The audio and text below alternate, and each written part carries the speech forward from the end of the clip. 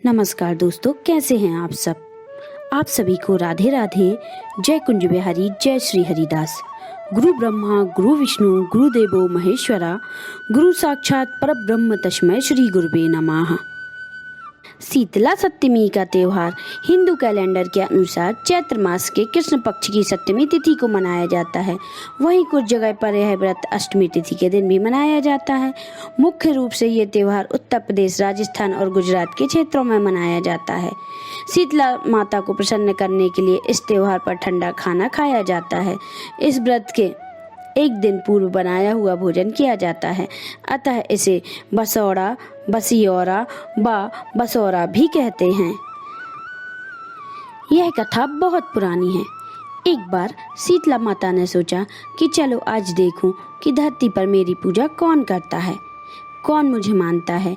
यही सोचकर शीतला माता धरती पर राजस्थान के डुंगरी गांव में आई और देखा कि इस गांव में मेरा मंदिर भी नहीं है, ना मेरी पूजा है। माता शीतला गांव की गलियों में घूम रही थी। तभी एक मकान के ऊपर से किसी ने चावल का उबलता माड़ नीचे फेंका।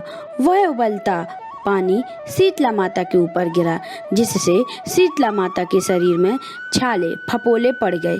शीतला माता के पूरे शरीर में जलन होने लगी। शीतला माता गांव में इधर उधर भाग भाग के चिल्लाने लगी, अरे मैं जल गई, मेरा शरीर तप रहा है, जल रहा है, कोई मेरी मदद करो।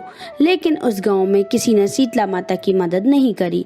वहीं अपने घर के बाहर एक कुम्हारन महिला बैठी थी। उस कुम्हारन ने देखा कि अरे यह बूढ़ी माई तो बहुत जल गई हैं, उसके पूरे शरीर में तपन है, इसके पूरे शरीर में छाले फपोले पड़ गए हैं, यह तपन सहन नहीं कर पा रही है। तब उस कुम्हारन ने कहा, माँ तू यहाँ आकर बैठ जा, मैं तेरे शरीर के ऊपर ठंडा पानी डालती हूँ। कुम्हारन ने उस बूढ़ी माई पर खूब ठंडा पानी डाला और बोली, हे माँ, मेरे घर में रात में बनी हुई रावड़ी रखी है, थोड़ा दही भी है, तू दही रावड़ी खा ले। जब बूढ़ी माई ने ठंडी ज्वार के आटे की रावड़ी और दही खाया तो उसके शरीर को ठंडक मिली।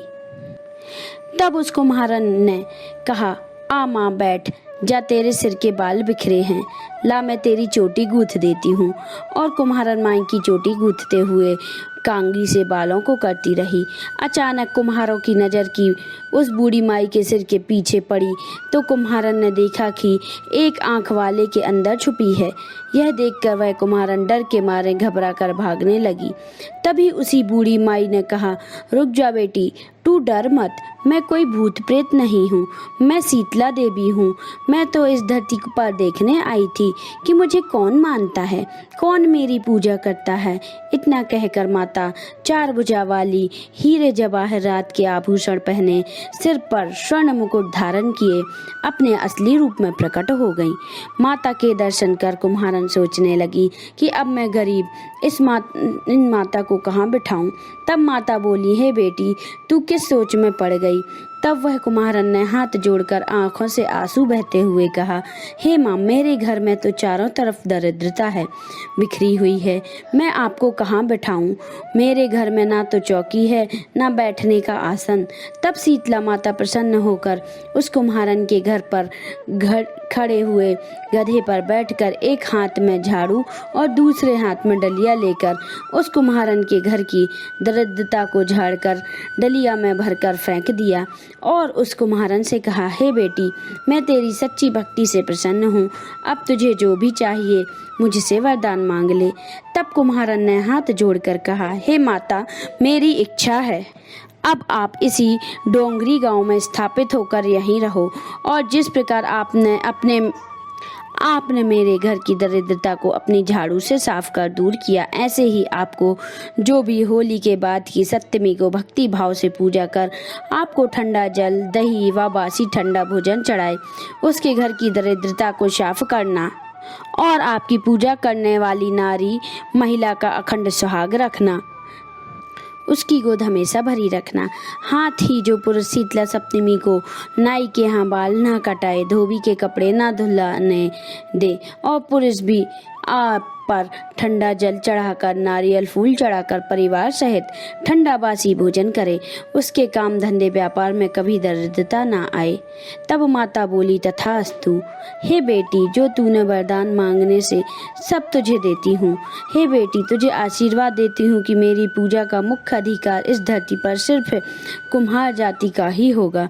तभी उसी दिन से डुंगरी गांव में शीतला माता स्थापित हो गई और उस गांव का नाम हो गया सील की डोंगरी। सील की डोंगरी में शीतला माता का मुख्य मंदिर है। शीतला सप्तमी पर वहां पर विशाल मेला भरता है। इस कथा को पढ़ने से घर की दरिद्रता का नाश होने के साथ सभी मनोकामनाएं भी पूरी होती हैं।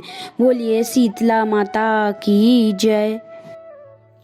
तो बताइए दोस्तों, कैसी लगी आज की हमारी ये कथा आपको हमारी कथाएं पसंद तो आ रही है ना?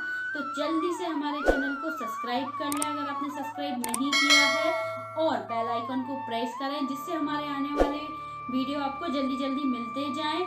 और हमें कमेंट करके जरूर बताएं कि आपको हमारी कथाएं कैसी लग रही हैं, जिससे हम आगे भी आपके लिए नई नई कथाएं लेके आ सकें।